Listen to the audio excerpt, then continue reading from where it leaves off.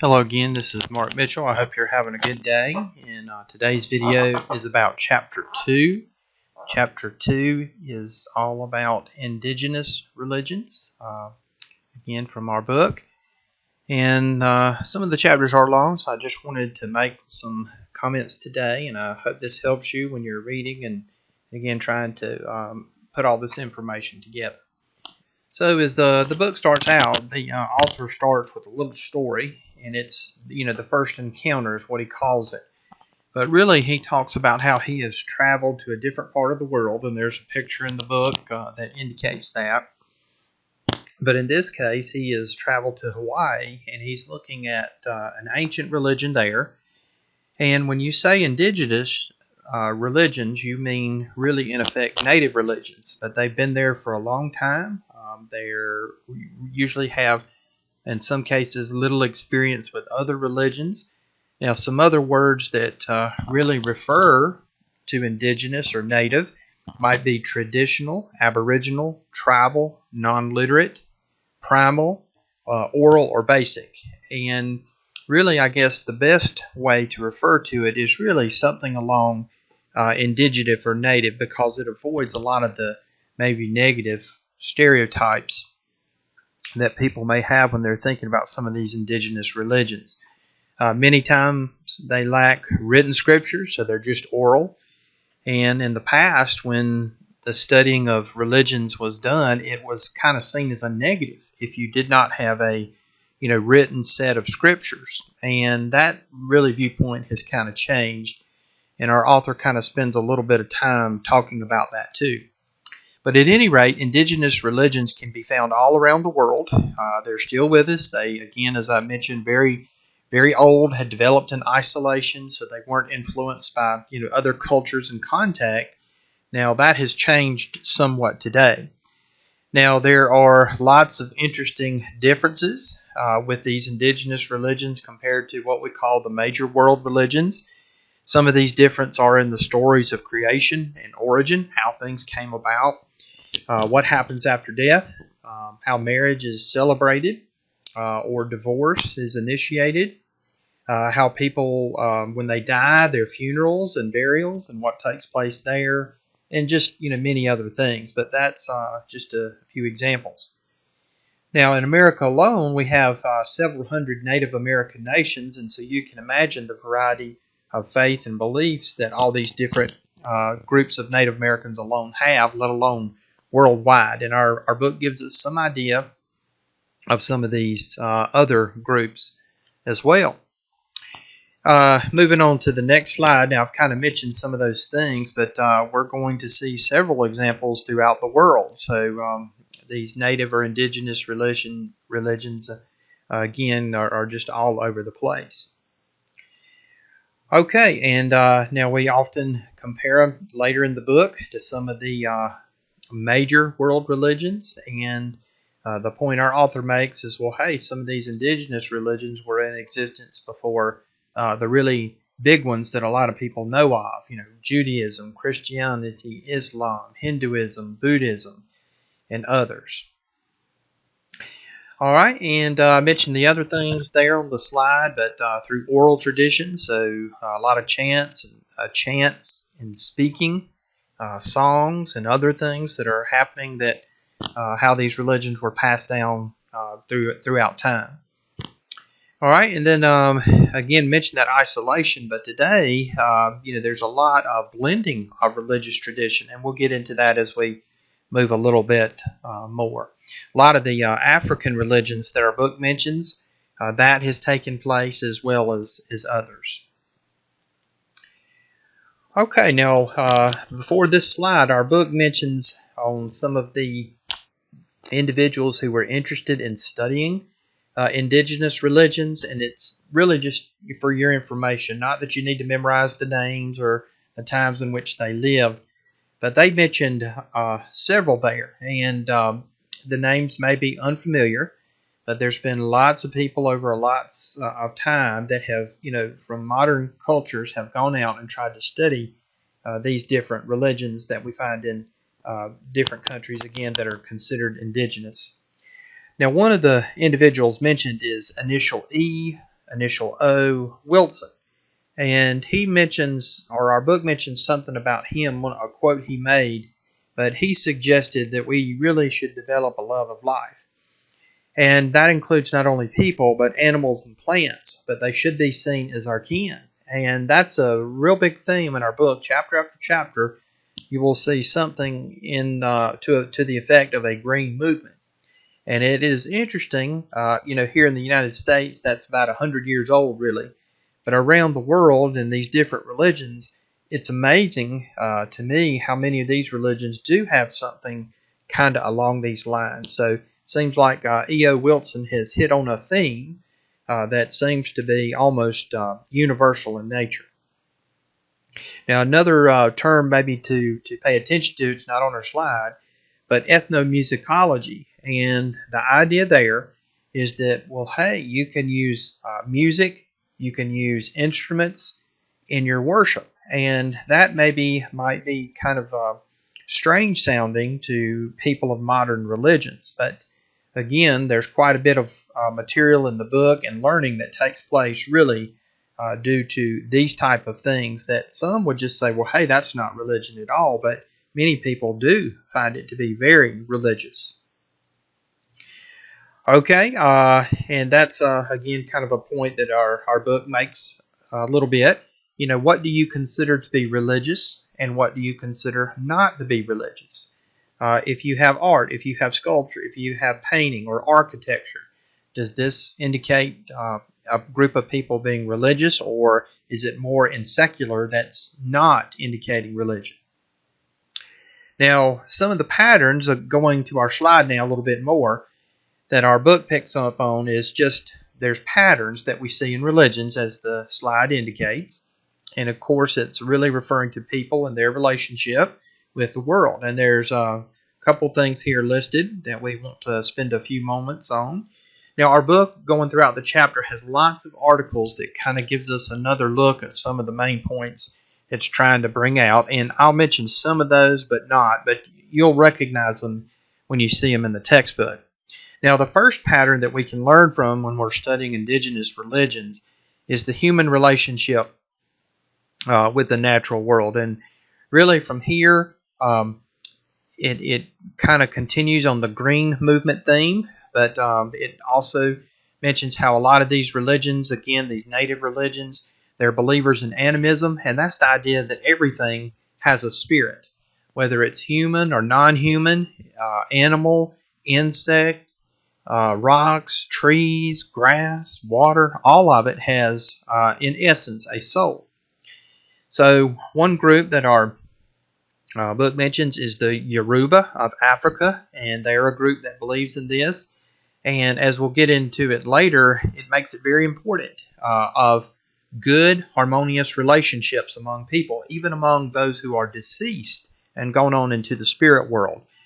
It's important to them. They almost worship. Our book uses the term veneration because you want these deceased people, that it's in effect that they have more power now that they're deceased to either harm or bless people and relatives who are left back on earth. So a lot of effort is made to make sure there is a good relationship with the deceased. Now, also, again, it's the idea that a lot of these native religions, they really respect the environment. They don't want to misuse it or mistreat it. And again, that connects very well with what we know as the Green Movement. For example, the Haida people of the Pacific Northwest, when they are referring to whales and ravens, they don't really think of them as just animals as we might hear, but they think of them as brothers and sisters. Now, that's kind of an interesting way. They call fish as the finned people. They don't even think of them really as an animal, but just a different type of people. And with trees, they refer to trees as the tree people. Another group in Africa, for example, now, again, they live in areas that are heavily forested, but, they are very in tune with their environment and use a language and know how to live in that culture, way better than somebody who has never experienced that. All right, so one of the characteristics of humans in the nation world and the natural world that our chart really looks at is time. So Ordinary time is just as we think of it. Think of a clock and it goes from hour to hour. And then with sacred time, that's eternity. Ordinary time is not eternal. It's limited. Sacred time, in addition to being eternal, it's cyclical. So, for example, in seasons, you might go from fall, winter, spring to summer, or, some other variation, but it's, again, a pattern that seems to be repeated. Another example could be birth, and then you live, and then you die. That's another example of kind of the cyclical nature that would be a big difference between these two. Sacred is looking for the holiness in everyday life. Ordinary is not. So, for example, in ordinary life, what would be just a mountain is really seen differently in a sacred viewpoint. So there's a lot of religious symbols that are used, whether it's a mountain, volcano, valley, lake, great tree, or other site, that mean quite substantially more looking at it from the sacred point of view.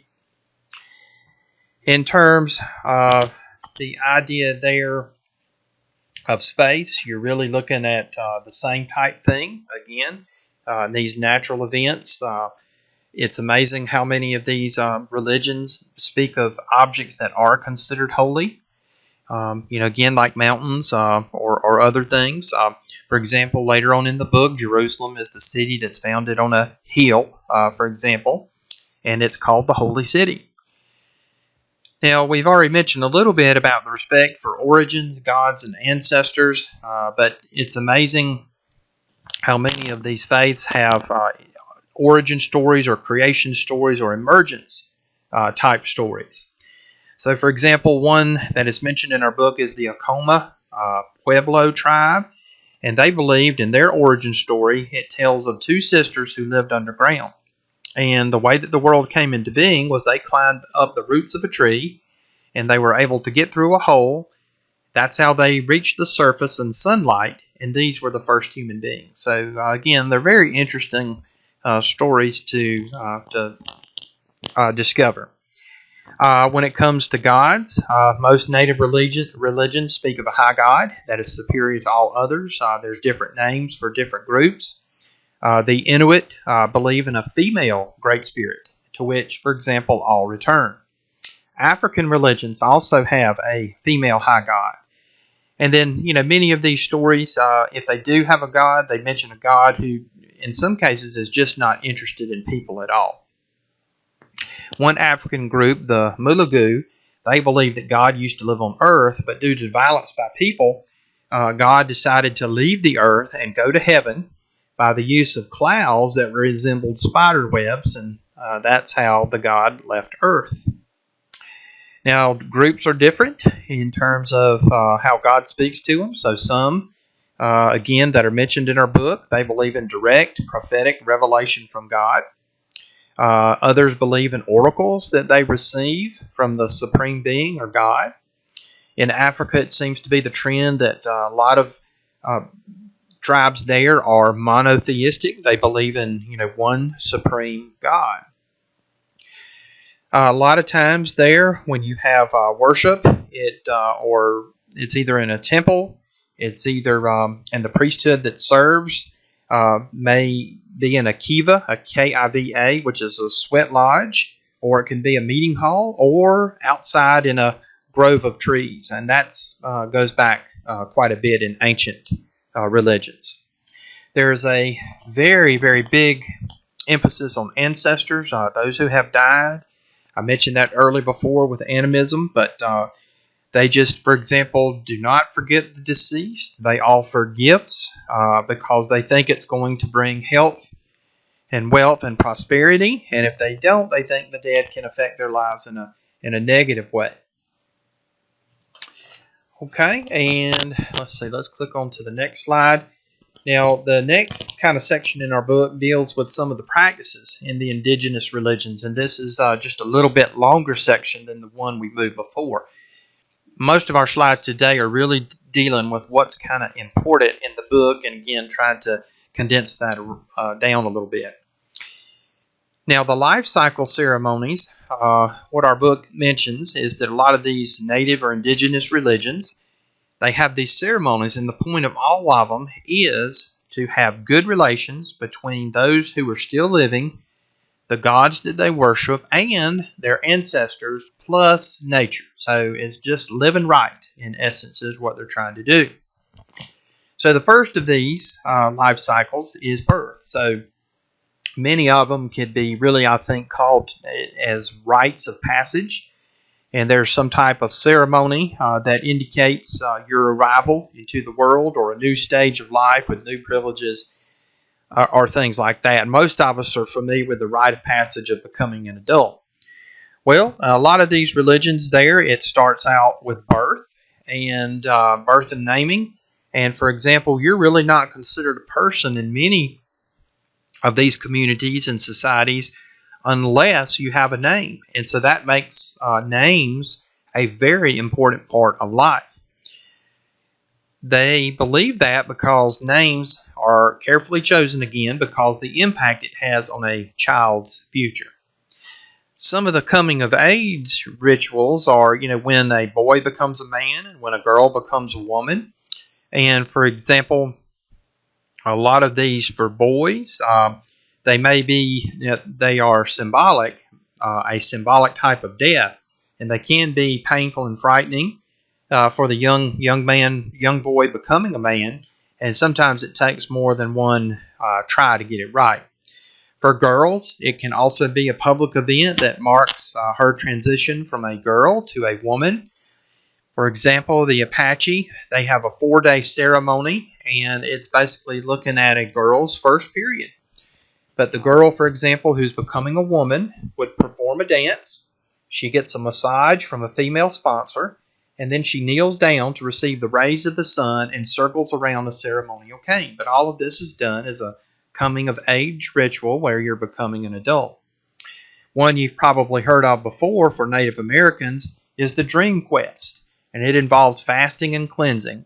But it involves a sweat lodge in which a person, for example, is in there and they have a vision about their life. And we actually have a story in our chapter that's very closely related to that. And it did come true for the young man, but it took some time, and he went through some other careers as well. With marriage and death, or marriage, divorce, and death, those are some other life cycle ceremonies that our book mentions. But divorce is acceptable in a lot of these places when a marriage is not successful. So they would look at it from a little bit different perspective than maybe what we would hear or used to seeing. In terms of death and funerals, sometimes even those who survive are sacrificed for the deceased loved one. So our book gives an example there of a man who was known as Tattooed Serpent.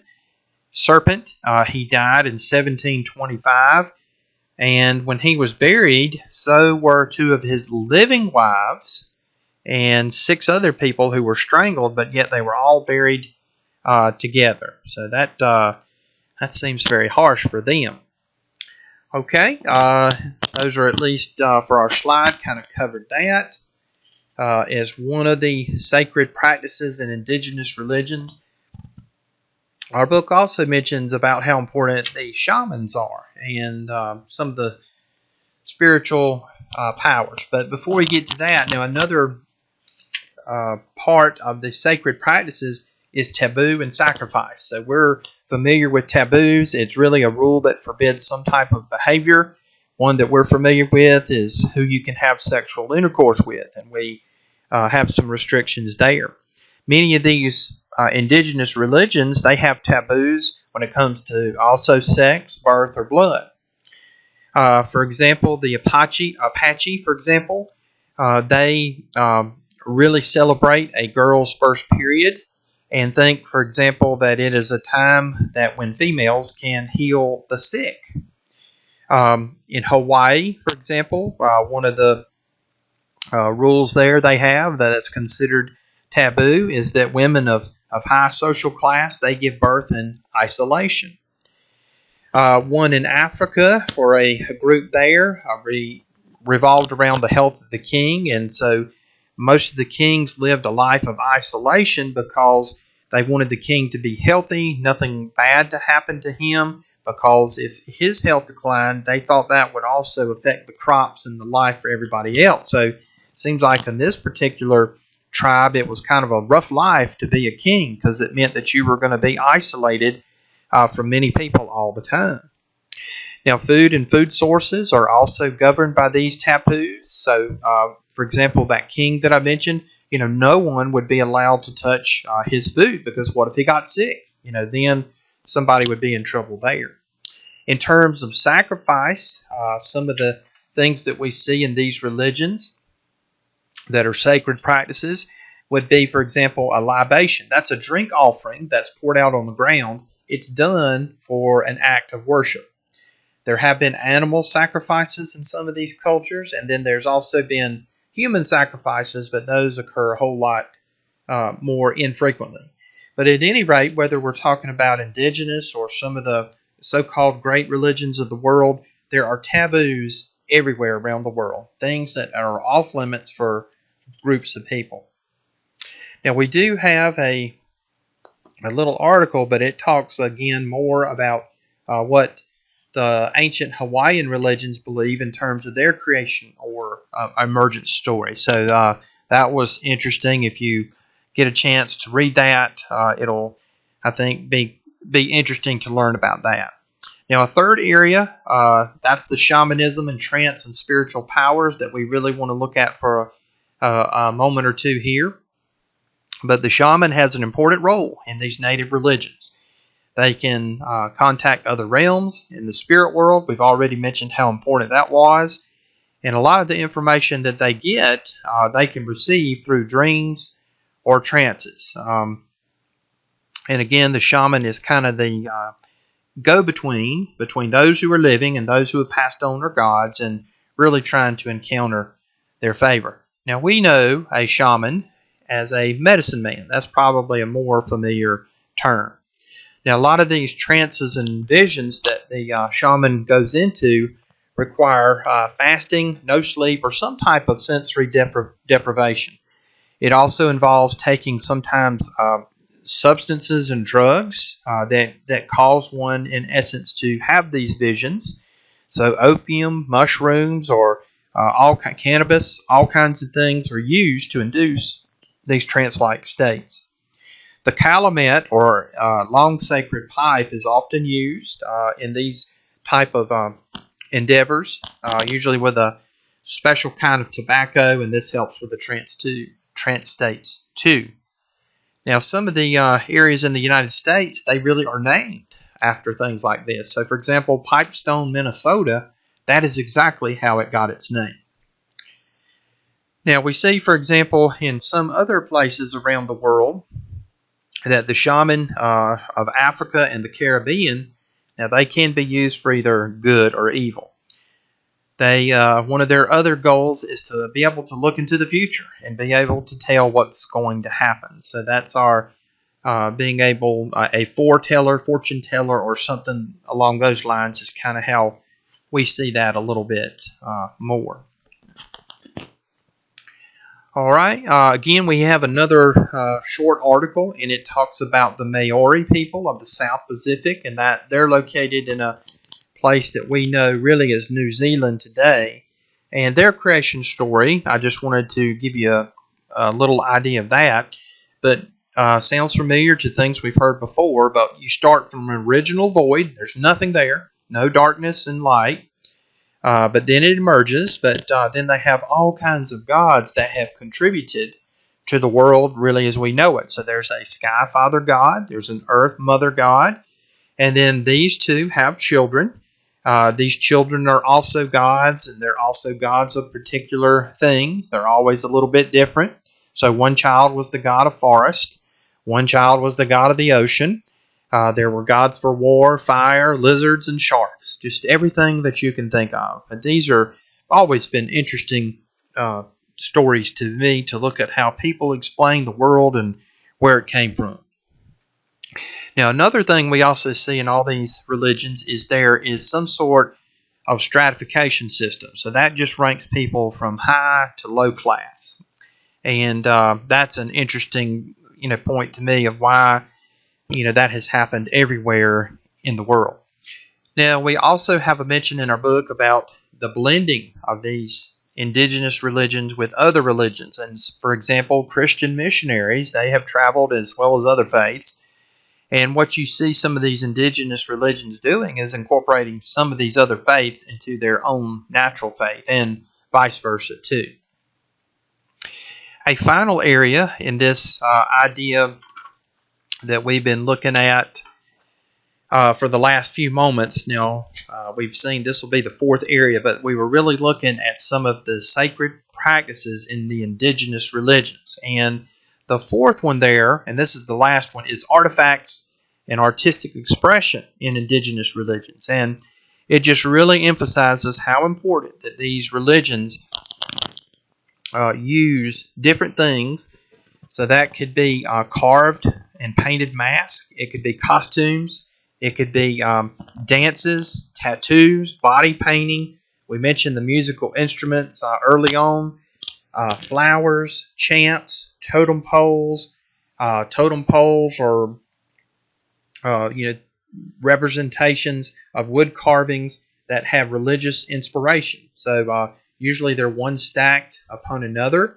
A lot of times they're based on animals. So you can have all sorts of animals stacked into one totem pole. Okay, but at any rate, there's just so many. I've tried to give you a few general examples, but all of the use of these arts and their artistic expression is really complementing their religious ideas and beliefs very well. It's not anything that's non-religious to them. One other item that our book mentions is the ghost dance religion back in the late 19th century. But birds became important symbols of rebirth for them. Now, I mentioned a lot of things, but symbols are highly meaningful. Colors, they have lots of symbolic meaning too, that are also very important to these indigenous religions. Now, our slides have come to an end, but I wanted to mention just a few little things left, and these correspond a little bit better with the book than it does more of the overhead, PowerPoints. So I wanted to kind of flip over there and kind of give you a little bit different viewpoint for a moment here. But this is our e-text at the beginning, and we've covered a lot of these things that are mentioned here, and I just kind of want to add a little bit with this section here as we're closing down Chapter 2. So what about indigenous religions today? And certainly they are still alive, so that's a good sign. Many people might think that, hey, they're dying out and being replaced by the big ones. But our book goes on to say that there are some threats that could harm these indigenous or native religions. So, for example, one of the threats is the global spread of popular culture. So, TV, films, airplanes, the internet. Their significance is that they carry different cultures all over the earth, and they do it quickly. And once a culture influences another, then some of these native religions are at risk of dying out. Our book gives us maybe a statistic there, but there's about 6,000 languages in the world today, and it's thought that about half of those 6,000 will disappear in the next 100 years. So that is a good example of the impact of popular culture on how it affects different places. The second threat is the loss of natural environment. So the physical land is being lost, where a lot of these indigenous religions were born and have been perpetuated for many, many years. Already mentioned the loss of traditional language. That's the third threat. And then conversion to other religions. So a lot of blending happens in religions. That's really some interesting things to think about as well. We do have, or there's one other thing I wanted to mention here, and it mentions several of our holidays that are important in the United States, and really they have a lot of beginnings in other things. Now we may think of them as a little bit different today, or celebrate them for different reasons. But for example, Halloween, which I really like Halloween, but it really is a continuation of an ancient religion of Samhain times. That was the group that celebrated, but in pre-Christian England and Ireland. But really, Halloween, or All Hallows or All Saints' Day, it was a theme of death and rebirth, as spirits of ancestors were allowed to roam free, and they needed to be fed and placated. So that's really the historic origin of the trick-or-treat. But we do it a little bit differently. And a lot of the costumes that people would wear suggest death or communication with the spirit world. Likewise, Christmas, now it has a Christian name, but it dates back to a pre-Christian ritual. It began as a festival of the winter solstice, and the Christmas tree and wreaths are symbols of fertility and life. And that was really through the hope of, could you make it through another cold winter? And maybe finally, as one last example in this section that our book gives of holidays with these interesting origins is Easter. And it is mixed with elements of the Jewish Passover, but it also has symbols of fertility that come from a very ancient source. New life is represented by eggs and flowers and rabbits.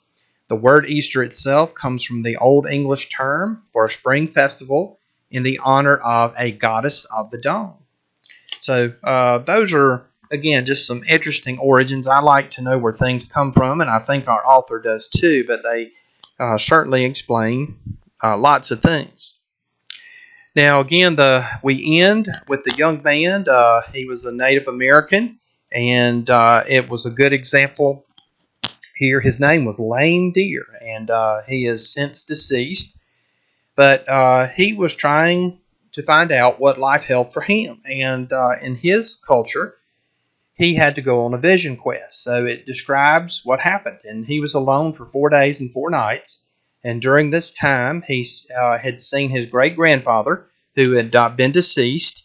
Again, he was going into a trance state. But the vision that he had revealed to him that in life he was going to become a medicine man. Now, what happened was it ultimately came true, but it took many, many years. So he went through lots of jobs, had lots of life experiences before this actually came true. So he worked as a rodeo clown, a bootlegger, a policeman, a soldier. He picked potatoes. He was a sheep herder. He was a square dance caller. He spent some time also in jail, and he also painted signs. Now, it also goes on to say he had tried other religions, but he finally decided on the indigenous beliefs of his people. So I hope this is helpful, at least in helping you get a grasp on the material in addition to reading and completing your assignments. I hope you have a good day, and of course, if I can help you, please contact me, and I will see you next time.